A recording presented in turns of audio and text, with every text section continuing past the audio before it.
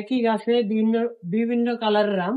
এই দেখেন এটা এক কালার, এখানে আরেকটা কালার, এখানে দেখেন আরেক রকম আম। এই আমের শেপ দেখেন আরেক রকম, এটাতে দেখেন অন্য রকমের আম। এই যে ভিতরে যেটা আছে ওটাতে আবার আরেক কালার।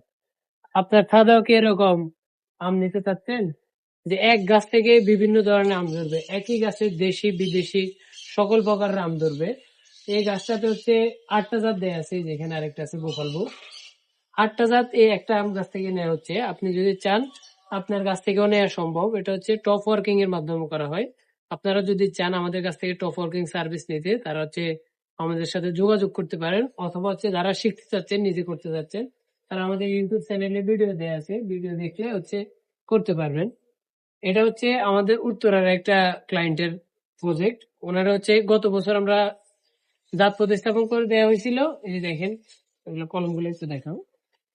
এই যে এটা এখানে কলম করা হয়েছে, এই পাশ থেকে দেখো, এই পাশ থেকে এখানে কলম।